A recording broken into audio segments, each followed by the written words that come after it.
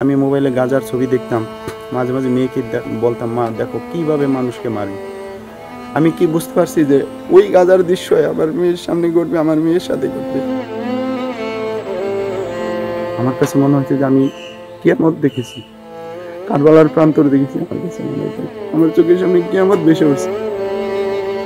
বৃষ্টিতে ভিজে যাচ্ছে সবকিছু, তবু ঘটনার ৮ দিনেও এই বাড়ি থেকে যেন শোকটি আর ধুয়ে যাচ্ছে না, মুছে যাচ্ছে না। এই যে আমার ঘরের পিছনে যে দরজাটি দেখছেন, সেই দরজায় এই হুমায়রার মা শোকে স্তব্ধ হয়ে নিজেকে বন্দি করে রেখেছে। ঘটনাটি তার সামনেই ঘটেছে। তিনি আনতে গিয়েছিলেন তার ছোট্ট শিশুকে, তার চোখের সামনেই বিমান আছড়ে পড়ে। ওর মা যখন মাঠে গিয়ে দাঁড়াইছে, ঠিক ওই সময় ওর চোখের সামনে বিমানটা ক্রাশ করেছে। ওর মা তো একেবারে ওই সময়ের সাথে সাথে সে অজ্ঞান হয়ে গেছে। আমি এদিকে বারবার ফোন দিচ্ছি, দুর্ঘটনার সংবাদ শুনে সে ফোন ধরছে না। আমি যখন গেলাম, গিয়ে পুরো আমাকে ঢুকতে দেবে না, অনেক খোঁজাখুঁজি করলাম, আমি পেলাম না। এই যে মুরগির মা তার ছানাগুলিকে যেভাবে আগলে রাখছেন, ঠিক একইভাবে উদ্বিগ্ন ছিলেন। যে আপনারা দেখছেন যে কিছুক্ষণ সময় এই মুরগির মা উদ্বিগ্ন ছিলেন, উৎকণ্ঠায় ছিলেন তার সন্তানদের জন্য। Hire Google TV, endless color, smart living. ঠিক একইভাবে হুমায়রার মাও উদ্বিগ্ন থাকতেন, তার সন্তানকে আদরে যত্নে যতখানি রাখা যায় সেভাবেই তিনি তার সন্তানকে আগলে রাখতেন।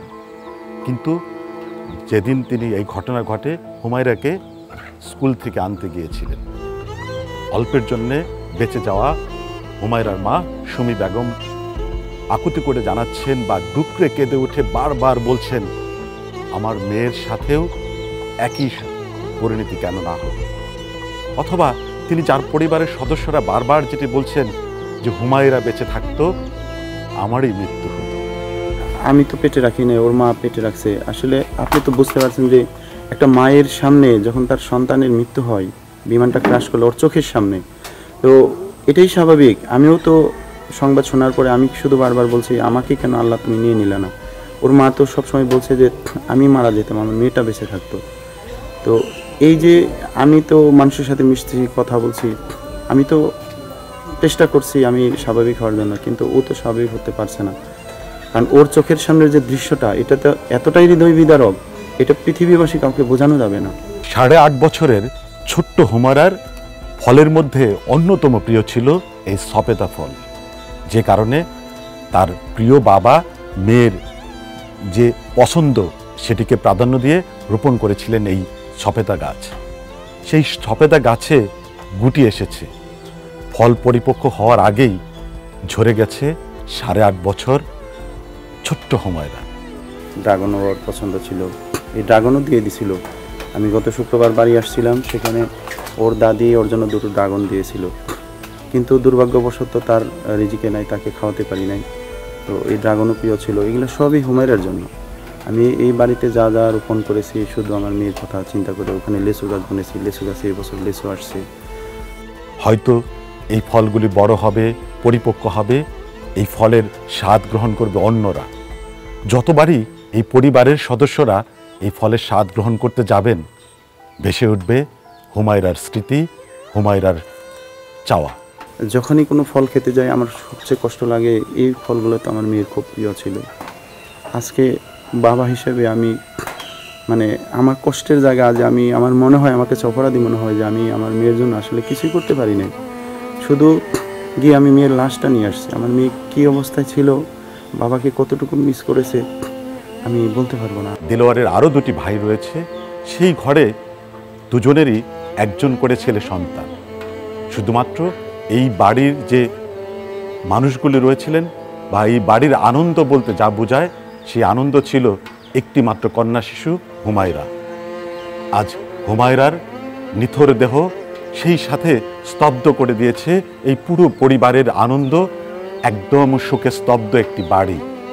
শেষ দেখা দেখলাম এখানে আনসার মুখটা একবার পুড়ে গেছে, মানুষের কোনো নেই তার শরীরে, নাচি মুখটা একবার কালাচি হয়ে গেছে, মাথাটা ছোট্ট হয়ে গেছে পুরে, চুল আসাল মাথার মধ্যে খুব, চুলগুলো একবারে মানে একটা চুলও নেই মাথার মধ্যে, সব পুড়ে গেছে।